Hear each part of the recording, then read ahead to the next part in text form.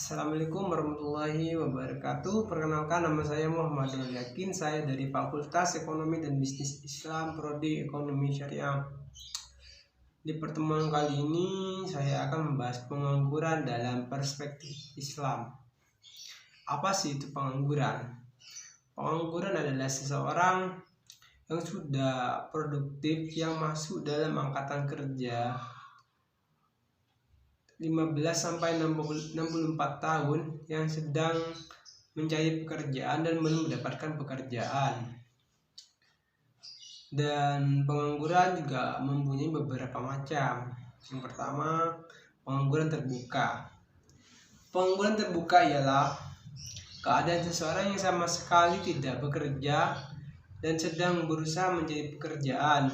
Contohnya, seseorang lulusan teknik mesin sebelum mendapat pekerjaan karena lapangan kerja yang belum tersedia sesuai dengan kualifikasinya. Dan yang kedua yaitu pengangguran tersembunyi. Pengangguran tersembunyi merupakan tenaga kerja yang tidak bekerja secara optimal karena suatu alasan tertentu. Dan yang ketiga, pengangguran musiman. Pengangguran musiman terjadi karena adanya perubahan musim.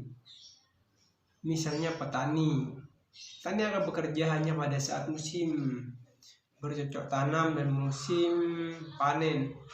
Akan tetapi setelah musim tersebut habis, petani akan menganggur. Dan yang keempat yaitu pengangguran setengah pengangguran. Pengangguran setengah pengangguran ialah orang yang bekerja kurang dari 35 jam per minggu, yang masih mencari pekerjaan atau yang masih bersedia menerima pekerjaan lain.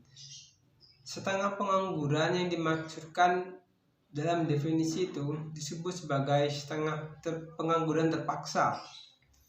Dan selanjutnya jenis-jenis pengangguran. Apa sih itu? Yang pertama, pengangguran fraksional. Apa sih itu pengangguran fraksional? Pengangguran fraksional adalah pengangguran yang terjadi karena kesulitan kontemporer, yaitu mempertemukan pencari pekerja dengan pemberi pekerjaan atau lowongan pekerjaan.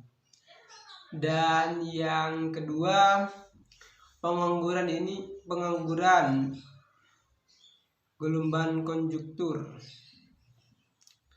Pengangguran ini terjadi karena gelombang konjuktur yaitu adanya resesi atau kemunduran dalam ekonomi. Contohnya di suatu perusahaan ketika maju butuh tenaga kerjaan yang baru untuk memperluas usaha. Sebaliknya juga ketika usahanya merugi terus, maka akan terjadi PHK atau pemutusan hubungan kerja dan pemecatan. Dan yang ketiga, pengangguran struktural. Pengangguran struktural adalah pengangguran yang diakibatkan oleh adanya perkembangan teknologi yang menyebabkan ketenaga kerjaan manusia diganti menjadi mesin. Perusahaan yang cenderung lebih memilih tenaga mesin dibanding tenaga manusia karena lebih cepat dan mudah dan hemat biaya. Contohnya pabrik roti dan lain sebagainya. Dan dampak pengangguran ini sangat merugikan bagi masyarakat yang ada dalam suatu negara. Ya, misal dampak pengangguran yang pertama itu menurunkan pendapatan ekonomi dan pertumbuhan ekonomi. Dan yang kedua, meningkatkan biaya sosial dan menurunkan biaya sosial. Ya baik, sekian dari saya. Wassalamualaikum warahmatullahi wabarakatuh.